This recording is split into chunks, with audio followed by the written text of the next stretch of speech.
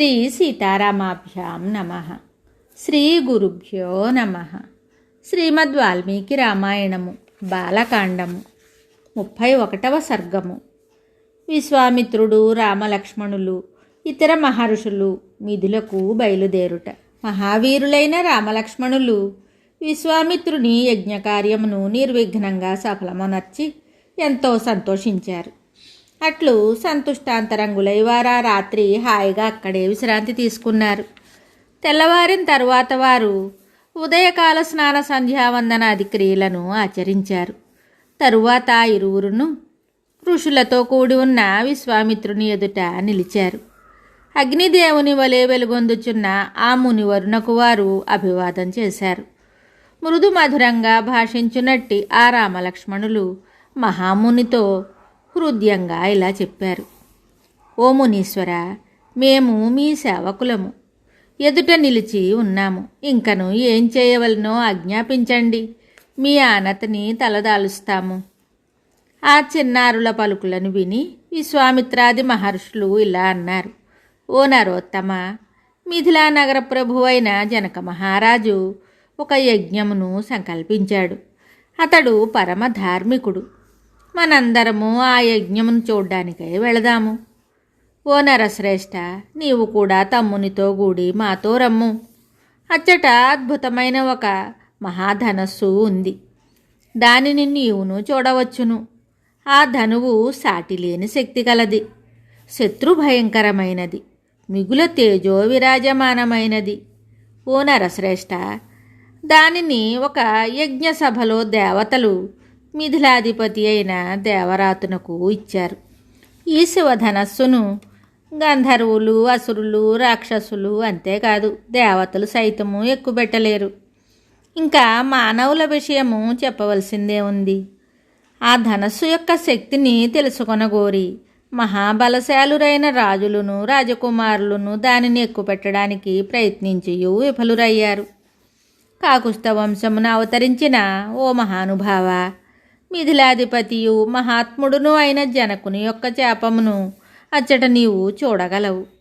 అద్భుతమైన ఆ యజ్ఞమును కూడా చూడవచ్చును.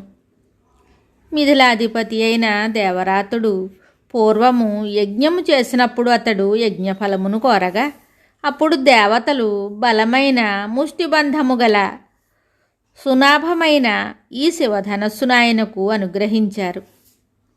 ఓ రామ, జనక మహారాజ భవనమునందు ధనుర్యాగము, ధనురుత్సవము సమయమున వివిధములైన గంధములతోడను, పుష్పములతోడను, సువాసన గల అగరుధూపములతోడను ఈ ధనస్సు అర్చింపబడెను.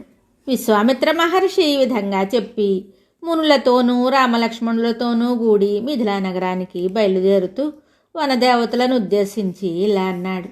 ఓ వనదేవతలారా, మీకు శుభమగుగాక. యజ్ఞము చేసి ఫలసిద్ధిని పొంది తిని ఈ సిద్ధాశ్రమము నుండి బయలుదేరి గంగానదికి ఉత్తర తీరమును గల హిమాలయమునకు వెళుతున్నాను అని. హిమాలయమునకు వెళ్ళు దారిలోనే మిథిలా నగరం ఉంది. తరువాత మహాముని మహిమాన్వితమైన సిద్ధాశ్రమమునకు ప్రదక్షిణం చేసి ఉత్తర దిశగా ప్రయాణాన్ని సాగించారు. ఉత్తర దిశగా వెళుతున్న ఆ మునివరుని వెంట బ్రహ్మవేత్తల యొక్క అగ్నిహోత్ర సంభారములతో కూడిన 100 శకటములు సాగిపోతూ ఉన్నాయి. సిద్ధాశ్రమమునందు నివసించుచున్న మృగములు, పక్షులు సైతము మహాత్ముడైన విశ్వామిత్ర మహామునిని అనుసరించగా ఆయన వారిని వెనుకకు పంపివేశాను. వారందరూ కొంత దూరము ప్రయాణించగా సూర్యుడు అస్తమించు సమయమయ్యింది. అంతటా ఆ మునులందరూ సోణనద తీరమునకు చేరి ఆ రాత్రికి అక్కడ బస చేశారు. సూర్యుడు అస్తమించుచుండగా వారు సోణనద జలములలో స్నానం చేసి అగ్ని కార్యములను పూర్తి చేశారు. అనంతరము తేజస్శాలురైన ఆ మునులు విశ్వామిత్రునితో కూడి ఆసీనులయ్యారు. రామలక్ష్మణులను ఆ మునులందరికీ నమస్కరించి ధీశాలి అయిన విశ్వామిత్రుని ఎదుట కూర్చున్నారు. అంతటా తేజోమూర్తి అయిన శ్రీరాముడు కుతూహలంతో విశ్వామిత్ర మహర్షిని ఇలా ప్రశ్నించాడు. ఓ మహాత్మా, సోణనద తీరమున దట్టమైన వృక్షములతో శోభిల్లుచున్న ఈ ప్రదేశము ఎవరిది? ఈ విషయమును వినగోరుచున్నాను. దయతో సవిస్తరంగా తెలపండి.